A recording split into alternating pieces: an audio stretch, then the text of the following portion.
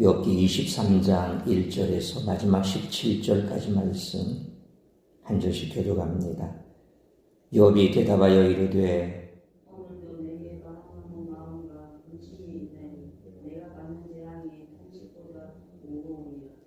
내가 어찌하면 하나님을 발견하고 그의 처소에 나아가랴. 어찌하면 그 앞에서 내가 부정하며 외로운 말을 내게 지우고 내게 대답하시는 말씀을 내가 알며 내게 이르시는 것을 내가 깨달으랴. 그가 큰 눈물을 가지시고 나가 누구로 놔두시겠느냐. 아니로다 너희의 내 말에 들으시리라. 거기서는 정직한 자가 그와 변론할 수 있은즉 내가 심판자에게서 영원히 벗어나리라. 그런데 내가 앞으로 가도 그가 아니 계시고 뒤로 가도 보이지 아니하며 그가 왼쪽에서 일하시나 내가 만날 수 없고 그가 오른쪽으로 돌이키시나 배울 수 없구나. 그러나 내가 가는 길을 그가 아시나니 그가 나를 관하시는 뒤에는 내가 진국같이 되어 나오리라. 내 발이 그의 걸음을 바로 따랐으며 내가 그의 길을 지켜 치우치지 아니하였고 내가 그 입술의 명령을 어기지 아니하고 영원한 음식보다 너희의 말씀을 귀히 여겼도다. 그는 뜻이 일정하시니 누가 능히 돌이키랴. 그의 마음에 하고자 하시는 것이면 그것을 행하시나니 그런즉 내가 작정하신 것을 이루어 보시면 이런 일이 그에게 많이 있으니라. 그러므로 내가 그 앞에서 떨며 지각으로도 그를 두려워하리라. 하나님이 나의 마음을 약하게 하시며 있는 자로 나를 두렵게 하시느니 17절 같이 읽습니다. 이는 내가 두려워하는 것이 어둠 때문이나 흑암이 내 얼굴을 가렸기 때문이 아니로다. 아멘. 욥도 엘리바스와 친구들에게 할 말이 많습니다. 엘리바스의 마지막 말도 지금까지 친구들이 주장한 지점에서 한 걸음도 더 나아가지 못했습니다. 하나님을 탓하지 말고 자신에게서 잘못을 찾고 겸손하게 하나님께 나간다면 하나님이 복을 주시리라는 주장입니다. 이에 욥의 실망과 분노는 더욱 깊어만 갑니다. 그 역시 하나님을 만나기를 바라고 있습니다. 하나님을 만나 모든 의문을 해소하고 하나님께 무죄 선언을 듣고 싶은 것입니다. 욥은 때로 하나님의 침묵에 좌절했지만 이 순간만큼은 하나님이 자신의 억울함을 들어주시기를 소망하고 확신합니다. 만약 욥이 하나님 앞에 선다면 두려워하거나 주저하지 않고 자신의 생각을 모두 아뢰을 것입니다. 자신의 무죄를 확신하기에 더 이상 하나님의 낯을 피해 숨지 않을 것입니다. 하나님과 끝까지 변론해 무죄 판결을 받으리라 다짐합니다. 하지만 이러한 소망은 다시 절망으로 바뀝니다. 아무리 하나님을 찾아도 하나님이 그를 만나주시지 않기 때문입니다. 욥은 만약 하나님이 자신의 순도를 측정하신다면 불순물이 없는 순도 100%인 정금으로 인정받을 것을 장담합니다. 욥이 이렇게 무죄를 확신하는 것은 이제까지 그의 말이나 행동이 하나님의 말씀과 명령에서 떠나지 않았기 때문입니다. 이것은 하나님과 사탄의 대화에서도 입증되었습니다. 욥은 친구들의 주장과 달리 결코 거짓을 말하지 않았습니다. 그럼에도 하나님께 악인처럼 대우받는 것을 이해할 수 없습니다. 하나님은 계획하신 것을 반드시 이루시기에 욥은 답답하고 두려울 뿐입니다. 누가 하나님의 계획과 작정을 막을 수 있겠습니까? 하나님은 당신의 계획을 필히 감행하실 것입니다. 그래서 욥은 두려워하며 떨 수밖에 없습니다. 욥의 진정으로 두려운 것은 육체적 고통이나 불행이 아닙니다. 하나님과 관계가 이렇게 파탄난 채로 끝나는 것입니다. 욥은 마지막 순간까지 하나님과의 만남과 관계 회복을 원하고 있습니다. 이처럼 엘리바스의 발언이 끝나자 욥은 자신의 답답한 마음을 더 이상 친구들에게 말하지 않습니다. 아무리 얘기해도 자신의 말에 귀 기울여 주지 않고 위로는커녕 비난만 하는 친구들에게 더는 말할 필요를 느끼지 못했기 때문입니다. 그래서 욥은 이제 하나님께 자신의 감정을 토로합니다. 따라서 이와 같은 오늘 본문의 말씀을 통해 우리들이 깨달아야 할 것은 첫째로 1절로 9절 말씀처럼 성도는 십자가로 확증된 하나님의 사랑 안에 거해야 한다는 것입니다. 욥의 친구들은 욥에게 원망과 탄식을 버리라고 계속해서 권면했습니다. 그러나 욥은 엘리바스의 권면이 끝나자마자 2절 상반절 말씀처럼 내게 반항하는 마음과 근심이 있다라고 말하고 있습니다. 원어의 의미는 내가 혹독히 원망한다입니다. 욥이 이렇게 반응하는 것은 그가 당하는 재앙이 감당하기 힘들 정도로 혹독하고 중하기 때문에 그렇습니다. 그래서 욥은 3절로 4절 말씀처럼 하나님을 만나고 싶어 합니다. 그런 5절로 7절 말씀처럼 하나님이 자신의 말을 물리치지 않고 들어주실 것이라고 확신을 갖고 있습니다. 그런데 8절로 9절 말씀처럼 하나님이 자신을 피하고 계시고 아무런 말씀도 하지 않으신다고 느껴지기에 단식하고 있는 것입니다. 그럼에도 불구하고 욥의 단식 속에는 하나님을 향한 확신이 있습니다. 그런데 하나님이 자신을 사랑하신다는 확신이 있었기 때문에 지금의 상황이 그를 더욱 힘들게 하고 있는 것입니다. 하나님이 나를 사랑하시는 것은 분명한데 왜 내가 이런 고통을 받아야 하고 왜 내가 이런 재앙 가운데 있어야 하나? 그러니까 그 상반된 마음이 더 자신을 힘들게 하는 것이죠. 하나님의 사랑을 알고 있는데 그 사랑을 도무지 확인할 수 없기 때문이죠. 그리스도인은 하나님의 사랑을 날마다 확인할 수 있어야 단식하지 않는 삶을 살아갈 수가 있습니다. 그래서 항상 우리가 잊지 말아야 할 것은 하나님은 사랑이십니다. 사도 요한이 요한 1서나 또 2서, 3서, 요한복음을 통해서 계속해서 하나님은 사랑이시라. 또 그리스도의 그 사랑을 강조했던 것처럼 그래서 사도 요한은 정처 없이 떠들 수밖에 없는 마지막까지 그의 목숨이 다하는 날까지 하나님의 뜻을 받들어야 하는 그래서 유일하게 죽음을 보지 않고 그렇게 하나님의 부르심을 받은 남은 사도였기에 그 마음속에는 항상 그 사랑이 있었지만 결코 그 삶 자체는 그렇게 평안한 삶은 아니었습니다. 마지막 밤모섬에 유배를 갔을 때도 그 전에 그는 혹독한 박해를 받아야만 했습니다. 그럼에도 하나님의 뜻이 있기에 그는 죽지 않고 밤모섬으로 유배를 받고 그곳에서 아무것도 없는 그런 삶 속에서 그는 오직 하나님께서 무엇을 말씀하신지에 귀를 기울여야 하는 삶을 살았습니다. 그럼에도 사도 요한은 끝까지 하나님은 사랑이시니라. 그 사랑을 강조했죠. 우리 역시 마찬가지입니다.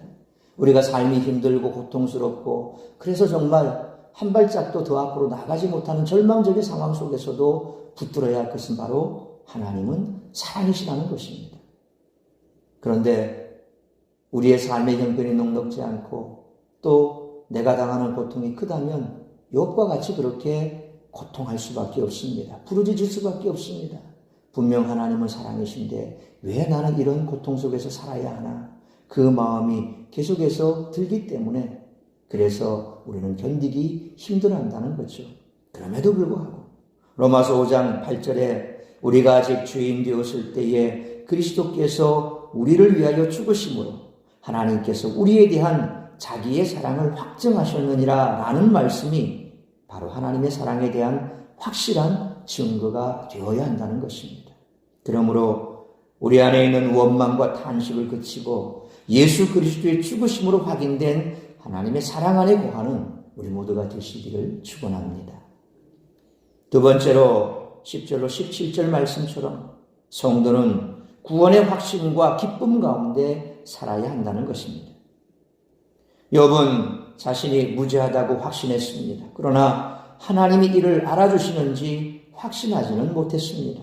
그래서 그는 10절 말씀처럼 하나님이 자신을 시험해 보시기를 바랐습니다. 그러면 자신의 무죄가 입증되어 자신이 순금과도 같이 정결한 상태임을 하나님이 아실 것이기 때문입니다. 그는 11절로 12절 말씀처럼 지금까지 자신의 삶을 돌아보며 하나님의 말씀에 순종하며 살아왔다라고 고백합니다. 그러나 이 같은 믿음을 고백하면서도 욥은 두려워하고 있습니다. 왜냐하면 13절로 14절 말씀처럼 하나님이 작정하신 일은 반드시 이루어질 것이고 어느 누구도 반대할 수 없기 때문입니다. 따라서 15절로 17절 말씀처럼 만약 하나님이 계획하신 바가 욥이 패망하도록 하는 것이라면 그 누구도 어쩔 수 없다는 사실을 그는 잘 알았습니다. 이것이 그가 두려워하는 큰 이유였던 것이지요. 사실 이런 절망 가운데서 사람들은 선택할 수 있는 것이 별로 없습니다. 그래서 더 좌절할 수밖에 없고 결국 믿음이 없는 사람은 그 끝에 자살이라고 하는 생을 마감하는 것으로 끝을 내려고 하지요. 그런데 우리는 결코 그렇지 않습니다. 왜냐하면 하나님이 어떤 분인가를 잘 알기 때문입니다. 실제적으로 믿음이 없는 사람들은 숙명론 혹은 운명론 이런 것에 대해서 마지막에 생각할 수밖에 없습니다. 아, 여기서 내가 죽어야 될 운명일까? 이것이 내가 끝일까? 만약 그렇다면 어떡하겠어? 받아들여야지. 그러면서도 더 고통을 참기 어려워 생을 마감해버리는 그런 경우가 있습니다. 우리 역시도 그와 같은 욥과 같은 이런 고통 속에서 우리가 생각할 것은 결코 운명론이나 숙명론이 아닙니다. 지난 주일날 우리가 섭리에 대해서 함께 말씀을 나누면서 제가 그런 말씀을 드렸죠. 기독교는 운명론, 숙명론이 아닙니다. 하나님께서 섭리하시는데 그것은 우리를 멸망시키는 게 아닙니다. 하나님 분명한 뜻이 있습니다. 목적이 있습니다. 그런데 그 목적 가운데 보면 고통도 같이 수반되는 경우가 많다는 겁니다. 그것은 우리를 멸망시키고 우리를 끝으로 몰아가는 것이 아니라 더 좋은 하나님의 목적이 있고 그래서 그것이 때로는 죽음과 직결된다 할지라도 그 이후에 분명한 하나님의 목적은 드러나게 되어 있습니다.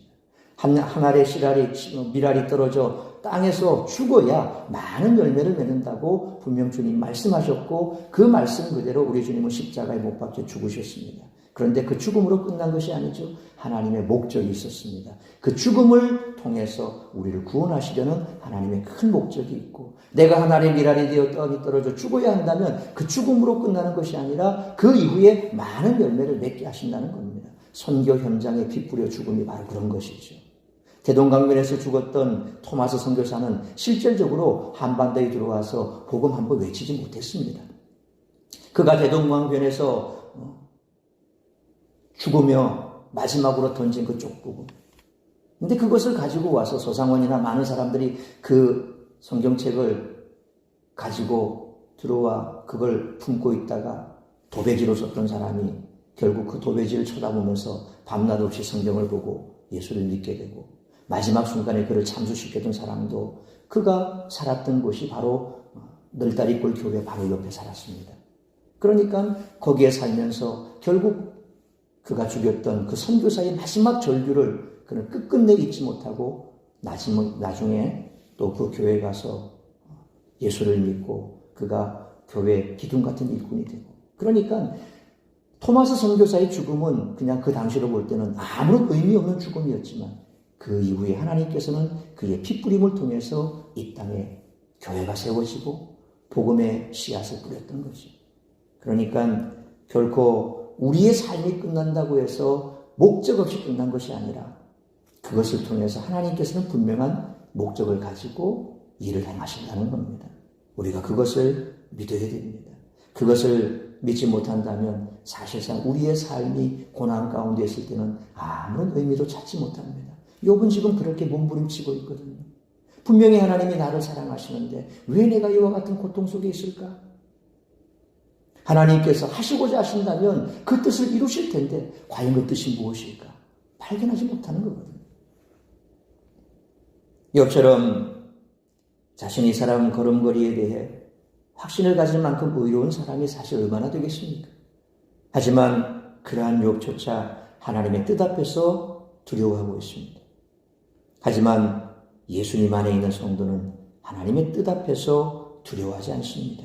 요한복음 3장 17절에 하나님이 그 아들을 세상에 보내신 것은 세상을 심판하려 하심이 아니요 그로 말미암아 세상이 구원을 받게 하려 하심이라 그렇게 말씀하기 때문입니다.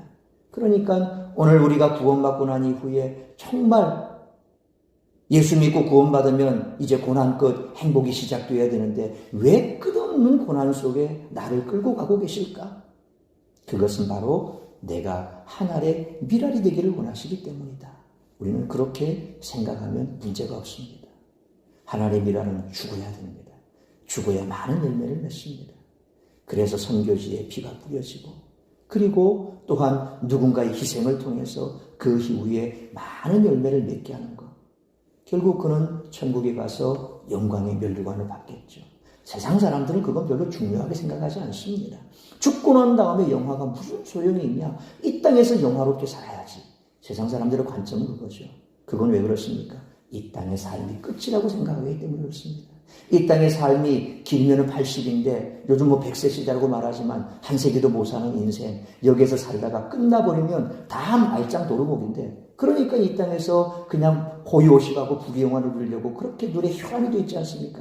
그러나 예수 믿는 사람은 그게 아닙니다. 영원한 그 다음 세상이 있습니다. 우리는 그것을 믿습니다. 이 땅의 삶이 전부가 아니고 그리고 이 땅은 잠시 스쳐가는 곳이요. 우리에게는 영원한 소망의 땅이 있고 그것을 향해서 우리는 걸어가기에 이 땅의 모든 것을 내려놓을 수가 있는 겁니다. 그런 삶을 살아갈 수 있는 사람이 바로 믿음의 삶을 사는 사람이죠. 그러므로 우리를 향한 하나님의 궁극적인 뜻이 구원이라는 것을 믿고 예수 그리스도를 믿음으로 얻은 구원의 확신과 기쁨 가운데 살아가는 우리 모두가 되시기를 축원합니다. 사랑하는 성도 여러분, 욥이 신실하게 살아왔다고 자부하면서도 단식과 두려움을 떨칠 수 없었던 이유는 하나님을 찾아도 만날 수 없다는 것과 그분의 뜻이 무엇인지를 알지 못한다는 것이었습니다. 그러나 예수 그리스도를 만난 성도는 욥이 가졌던 두려움을 느끼지 않습니다.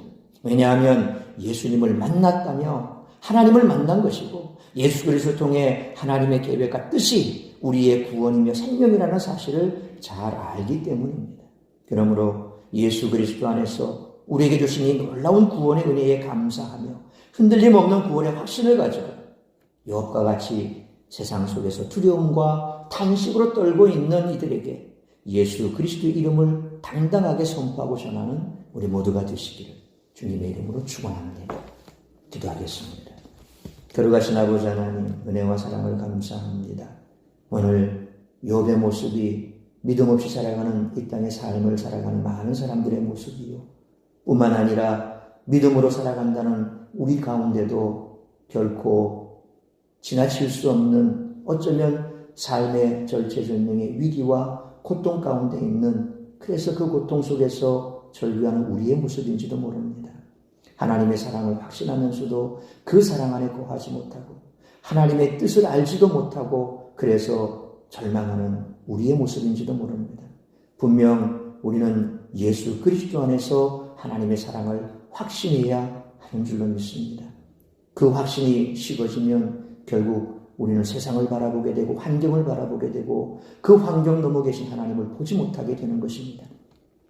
그러므로 어떠한 상황 환경 속에서라도 하나님은 사랑이심이라 얘기했던 그렇게 외쳤던 사도 요한의 그 외침이 공허한 외침이 아닌 줄 알고 늘 예수 그리스도의 십자가로 확정된 하나님의 사랑 안에 거하며 어떠한 상황 속에서라도 우리를 구원하신 하나님께서는 우리를 선한 길로 인도하실 것이요 궁극적으로는 영생의 길로 인도하실 줄 믿습니다. 그 과정 속에서 우리는 고난도 함께 받아야 할 것이고 그 고난을 통하여서 분명한 하나님의 뜻과 목적이 있음을 우리 또한 깨달아야 할 것입니다. 고난만 보지 말게 하시고 또한 우리의 그 어려운 환경만 탓하지 말게 하시고 그 뜻이 무엇인지 하나님의 뜻을 깨닫고 결국 하나님의 분명한 목적은 우리를 통하여 이 땅 가운데 많은 이들이 주께로 돌아오고 하나님의 미랄이 땅에 떨어져 죽음으로 많은 열매를 맺는다고 우리 주님 말씀하신 것처럼 내가 죽어 열매 맺으니 기쁨이 될 수 있는 그런 삶, 순교자적인 삶을 살아가는 우리 모두가 되게 하여 주옵소서.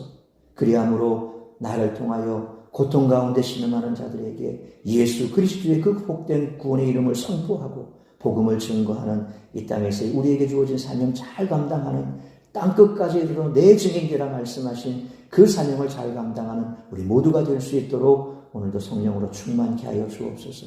오늘 이 한 날도 나를 통하여 이루고자 하는 주의 뜻만 이루어드리는 복된 한날의 삶이 될 수 있기를 간절히 빌고 소원하오며 이 모든 말씀 우리 주 예수 그리스도 이름으로 기도하옵나이다. 아멘.